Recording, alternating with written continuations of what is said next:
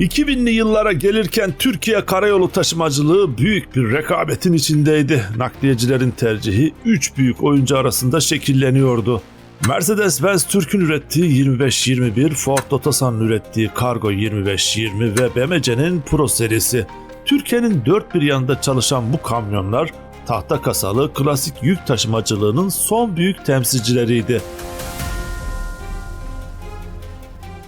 O yıllarda yollara çıktığınızda gördüğünüz her 10 kamyondan büyük bir bölümü bu 3 modelden biriydi. Nakliyeciler, filolar ve sürücüler arasında tercih savaşları yaşanıyor. Her marka daha fazla yük taşımak, daha az yakmak ve daha dayanıklı olmak için yarışıyordu. Bu videoda Türkiye taşımacılık sektörüne damga vuran bu 3 kamyonu inceleyeceğiz. Nasıl ortaya çıktıklarını, birbirleriyle nasıl rekabet ettiklerini ve yerlerini hangi modellere bıraktıklarını birlikte göreceğiz. Hazırsanız 2000'li yılların kamyon dünyasına doğru bir yolculuğa çıkıyoruz.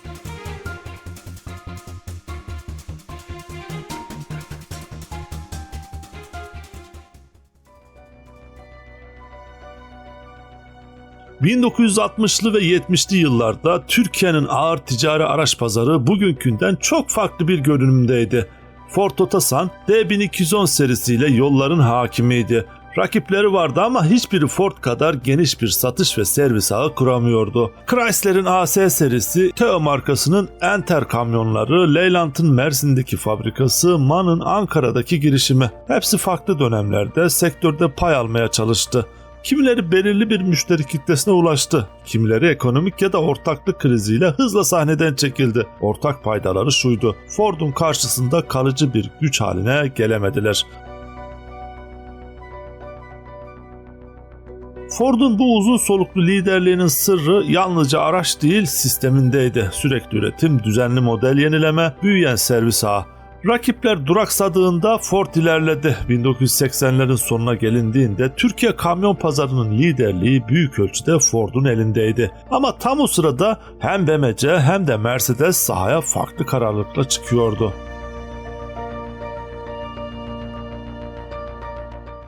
BMC'nin hikayesi İngiliz British Motor Corporation ile Türk girişimcilerin ortaklığında başladı.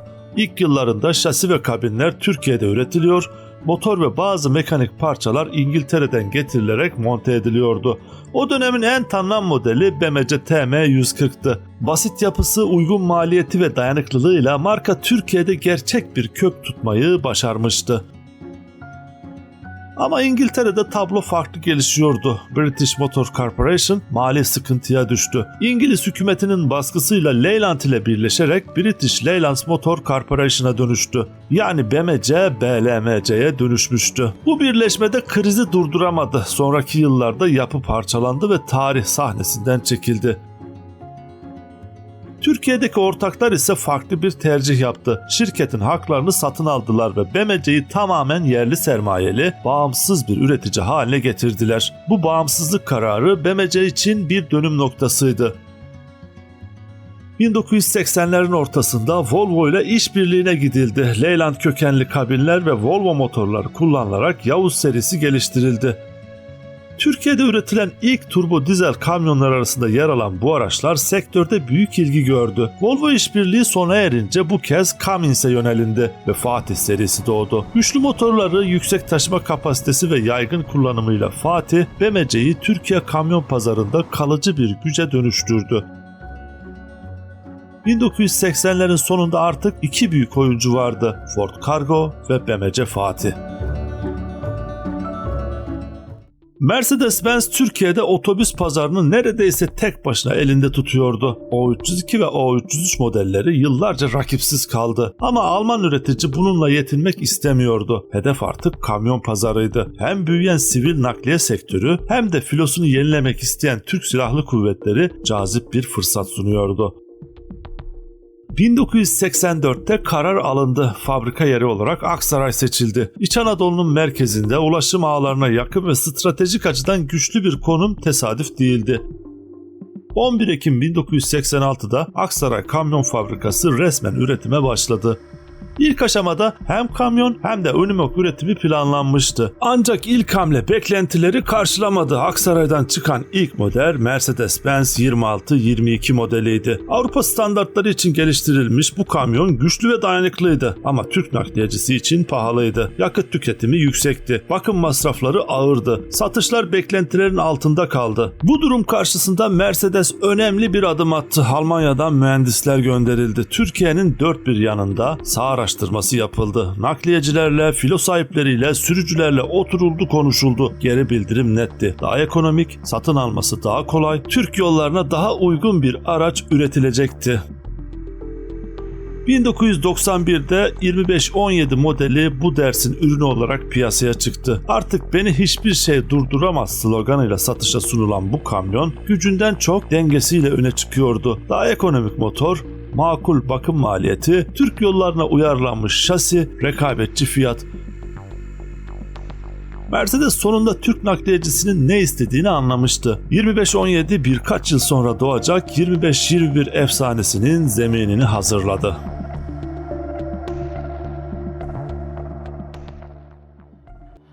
...1990'lı yıllara girildiğinde Türkiye kamyon pazarı artık 3 büyük markanın mücadele ettiği gerçek bir arenaya dönüşmüştü.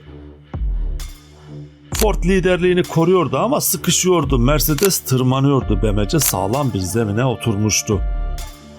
Bu dönemde taşımacılık sektörü de köklü bir dönüşüm geçiriyordu. 1970'lerin ve 80'lerin dar kabinli, sarsıntılı kamyonlarının yerini turbo dizel motorlar, daha yüksek taşıma kapasiteleri ve sürücü konforunu esas alan modern tasarımlar alıyordu.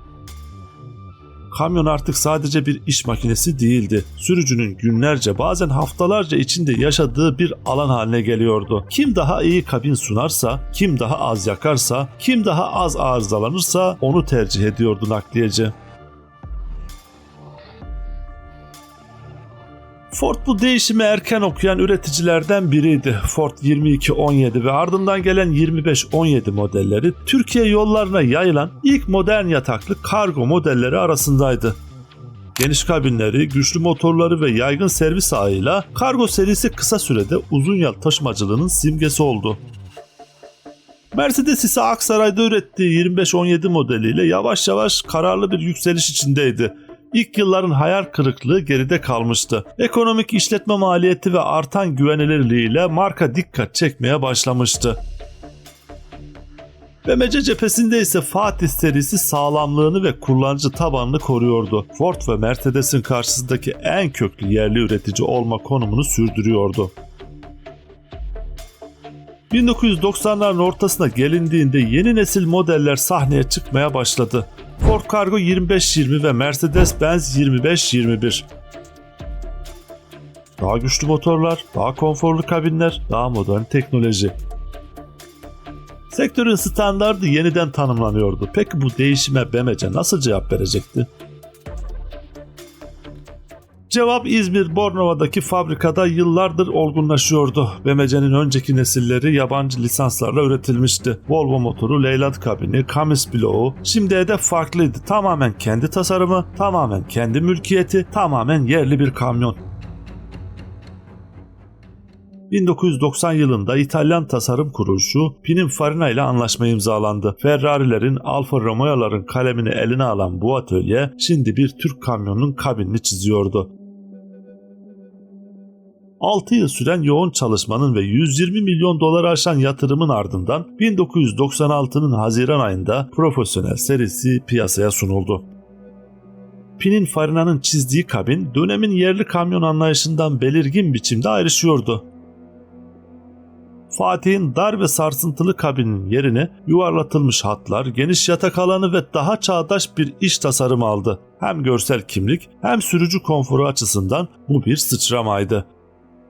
Motorda Cummins işbirliği yeni bir boyuta taşındı. Motorlar artık Türkiye'de lisansla üretiliyordu. Güncellenen versiyonlarda kabin iç ses yalıtımı güçlendirildi. Servocom direksiyon eklendi ve Cummins Euro motoruna geçildi.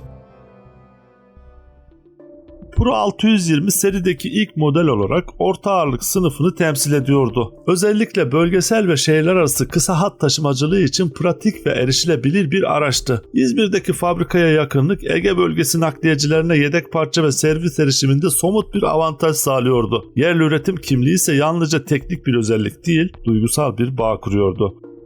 Türk mühendisliği, Türk işçisi, Türk toprağında üretilmiş bir kamyon. 2000'li yıllara gelindiğinde Pro serisi pazarda yerini sağlamlaştırmıştı. Sahne artık tamamen kurulmuştu. Ford Cargo 2520, Mercedes-Benz 2521 ve BMW Pro 620. Türkiye'nin en büyük kamyon tartışması başlayabilirdi. Bu üç modeli doğru karşılaştırmak için önce isimlerindeki şifreyi çözmek gerekiyor. Ford Cargo ve Mercedes-Benz'in model numaraları doğrudan teknik bilgi taşır. İlk iki rakam azami yüklü ağırlığı ton cinsinden, son iki rakam ise motor gücünü yaklaşık beygir olarak ifade eder. Cargo 2520 demek 25 ton yaklaşık 200 beygir demektir. Mercedes-Benz 2520'de aynı 25 ton sınıfında ama 210 beygir güçte çalışır. BMW Pro 620'de ise bu kodlama sistemi farklıydı. 620 serinin ilk büyük model numarasını temsil ediyordu. Motor tarafında 3 araç da turbo dizel 6 silindirli bloklara sahipti ama kökenleri birbirinden ayrışıyordu. Mercedes-Benz 2521'in kalbi OM 366 serisiydi. 5958 cc hacimli, düz 6 dizilimli bir dizel blok. Turbo ve intercooler versiyonu olan OM 366LA 91'de Euro 1 normlarına uyarlanmasının ardından 240 beygir maksimum güce ulaşmıştı. Aksaray'da üretilen versiyonda ise bu güç 210 beygirde tutuluyordu. Bu motorun en önemli özelliği düşük devirde geniş bir tork bandı sunmasıydı. Intercooler ve turbo şarj bir arada çalışınca maksimum güç daha düşük motor devirlerinde üretiliyordu. Bu hem yakıt tüketimini düşürüyor hem de motor ömrünü uzatıyordu. Uzun yol şoförü için bu durum dağ geçitlerinde vites indirmeden çıkabilmek ve yakıt deposunu daha az doldurmak anlamına geliyordu. Ford Cargo 2520'nin motoru ise Dover kökenli turbo dizel 6 silindir bloğuydu. Yaklaşık 5942 cc hacmiyle Mercedes'e yakın bir büyüklükteydi ve 1981'den 2003'e kadar Ford Cargo serisinde kullanıldı. Bu motorun en büyük gücü ispat edilmiş güvenilirliğiydi. Yıllarca sektörde kullanılmış, sürücüler onu işten tanıyordu. 2003 öncesi modellerde rolantide karakteristik bir titreşim sesi verdiği, yüklü haldeyken rampada güç bırakmadığı aktarılırdı. Yedek parçası ucuzdu ve ülkenin her köşesinde kolayca bulunabiliyordu. Bu uzak güzergahlarda çalışan nakliyeci için fiyatlanması güç bir avantajdı. BMW Pro 620'de ise Cummins lisanslı Türkiye'de üretilen 6 silindirli turbo dizel blok görev yapıyordu. Pro serisinin güncellenmesiyle birlikte Euro normlarına uygun Cummins motorlarına geçildi. Bu motor Fatih serisinden gelen güvenilir bir temele dayanıyordu. Sürücüler Cummins'i iyi biliyordu. Yedek parça ağı gelişmişti ve servis deneyimi birikimli bir kullanıcı tabanına hitap ediyordu. Şanzıman tarafında da tablolar farklıydı. Mercedes 2521 9 ileri vitesli manuel şanzımanla donatılmıştı. Bu uzun yol taşımacılığında geniş bir vites aralığı sunuyordu. Sürücüye yüke ve eğime göre motorun verimli çalışma bandında kalma imkanı tanıyordu. Ford Cargo 2520'de varyanta göre değişen seçenekler vardı. D18 konfigürasyonunda 6 ileri, daha ağır D25 konfigürasyonunda farklı şanzıman setleri kullanılıyordu. BMW Pro serisinde ise 9 ileri şanzıman tercih edilmişti. Yakıt tüketiminde sağdan gelen veriler en dürüst göstergeydi. Yüklü ve uzun yol koşullarında bu sınıfın araçları 100 kilometrede 27 ile 32 litre arasında tüketim yapıyordu. Dağlık güzergahlarda ve ağır yüklerde bu rakam daha da yükseliyordu. Mercedes 2521 OM 366 LA'nın düşük devirde geniş tork üretmesi sayesinde bu sınıfta yakıt ekonomisi açısından görece iyi bir konumdaydı. Ford Cargo 2520'nin yakıt tüketimi rakiplerine kıyasla biraz daha yüksekti. Ancak bunun bedeli yedek parça ve bakım maliyetinin belirgin bir biçimde düşük kalmasıyla ödeniyordu. Garajdaki usta bunu bu cümleyle özetliyor: Ford fazla yakar ama parçasını sokaktan alırsın. Hangisi daha iyi sorusu Türkiye'nin kamyon garajlarında, sanayi sitelerindeki çay ocaklarında ve nakliye kooperatiflerinin toplantı salonlarında onlarca yıl tartışıldı. Doğru bir yanıt vermek için önce soruyu doğru çerçevelemek gerekiyor. Kimin için, hangi işte, hangi bütçeyle? Satış rakamlarına bakıldığında 1990'ların neredeyse tamamı Ford'un hakimiyetiyle geçti. Ford Otosan'ın resmi tarihçesine göre 1991'de İnönü fabrikasında 20.000. kargo hattan inerken ticari araçtaki liderlik tescil edilmişti. 1997'de ağır kamyon pazarındaki satışlar 24.750 adete ulaşmış, pazar payı %31.2'ye yükselmişti. Yani o yıl yolda gördüğünüz her 3 kamyondan biri Ford'tu. 1998'de piyasaya giren yeni modeller ise tamamen Türk mühendislerince tasarlanmıştı. Bu kimlik satış ivmesini daha da arttırdı. Mercedes'in seyri farklıydı. Yavaş yavaş başladı ama durmadı. 2014'ten itibaren günümüze kadar Türkiye'nin pazar lideri konumundaydı. Yani Mercedes 2000'lerin başından itibaren liderliği Ford'dan devralmış ve o konumda kalmıştı. 1986'dan 2021 sonuna kadar fabrikadan çıkan kamyon sayısı 311.243'e ulaşmıştır. 35 yılda üretilen bu rakam bir markanın Türkiye'ye ne kadar derin kök saldığını tek başına anlatmaya yetiyordu. BMC ise bu iki üreticinin gerisinde kaldı. Ama bu markanın başarısız olduğu anlamına gelmiyordu. 2011 yılında 600 milyon dolarlık ciro ve 50 milyon dolarlık ihracat kayda değer bir büyüklüktü. O tarihe kadar üretilen toplam araç 300 bini geçmişti. BMC'nin gerçek gücü ağır kamyon arenasında değil, belediye otobüsleri, askeri araçlar ve bölgesel taşımacılıkta şekilleniyordu. Kendi nişinde, kendi kitlesiyle sağlam bir yerde duran bir markaydı. Kamyonun dergisinin 750 kişi ve 27.247 araç üzerinde yürüttüğü Türkiye geneli bölgesel marka tercihleri anketi pazar eğilimlerini somut rakamlara döktü. Türkiye genelinde %42 ile Mercedes 1. Ford Trucks 2. Scania 3.'üydü. Renault, MAN, Volvo, DAF, Iveco ve BMC sıralamayı tamamlıyordu. Tercih nedenlerinin dağılımı sektörün öncelikli sıralamasında açıkça ortaya koyuyordu. %29 ile yakıt performansı 1. %28 ile toplam sahip olma maliyeti 2. %23 ile yaygın servis ağı 3.'üydü. Bunları ikinci el değeri, garanti sonrası servis, şoför tercihi, yedek parça ucuzluğu ve dayanıklılık takip ediyordu. Bu tablo çok önemli bir gerçeği ortaya koyuyordu. Nakliyeci aracı yalnızca satın alma fiyatıyla değil, ömrü boyunca hesaplıyordu. Yakıt, bakım, servis, ikinci el değeri satın alma bedelinden çok daha belirleyiciydi. Mercedes bu hesapta öne çıkıyordu. Bölgesel dağılım da bu tabloyu güçlendiriyordu. 7 bölgenin 6'sında Mercedes 1. gelirken Ford hemen her bölgede ilk 3'te yer aldı. Doğu Anadolu'nun zorlu güzergahlarında Mercedes %73'e varan oranlarla baskın çıkarken Marmara ve Akdeniz'de büyük filo sahipleri toplam maliyet hesabıyla yine Mercedes'e yöneliyordu. Ford ise tüm bölgelerde yedek parça erişimi ve usta bolluğuyla güvenilir bir ikinci seçenek olarak kaldı. BMC'nin görece güçlü durduğu tek yer fabrikasının ev sahipliğini yapan Ege bölgesiydi. Yerel bağlılık ve servis yakınlığı markayı ayakta tutan başlıca etkenlerdi.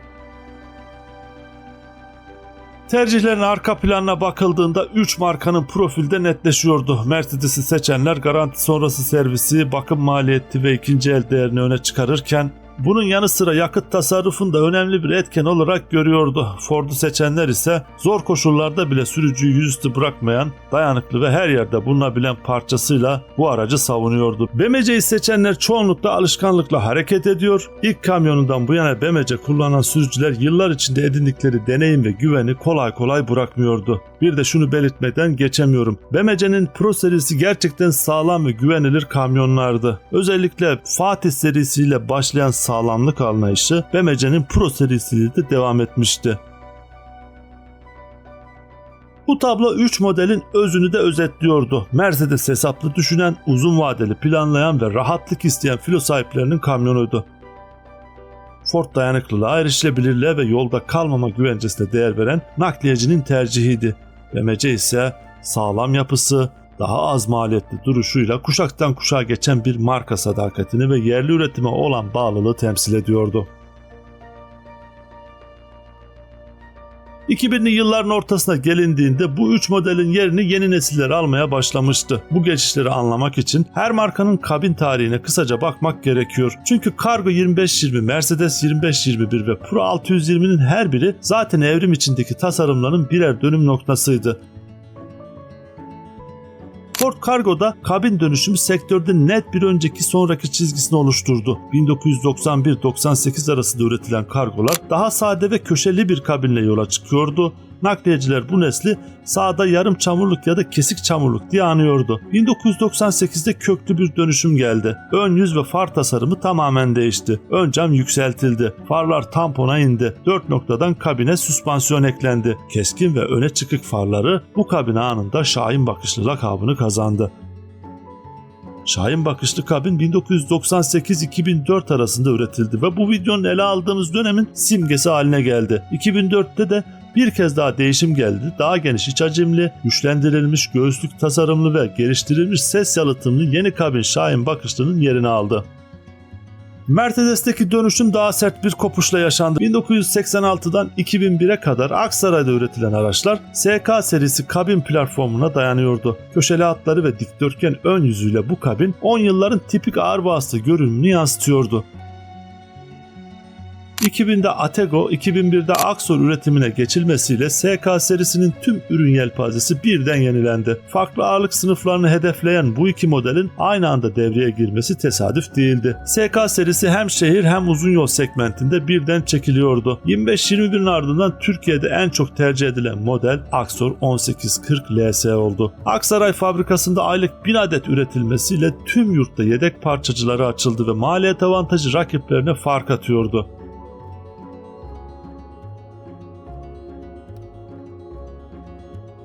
Aksor'un bu hızlı yerleşimi SK serisinin 15 yılda oluşturduğu servis ve kullanıcı ekosisteminin yeni nesle sorunsuz taşınması sayesinde mümkün oldu.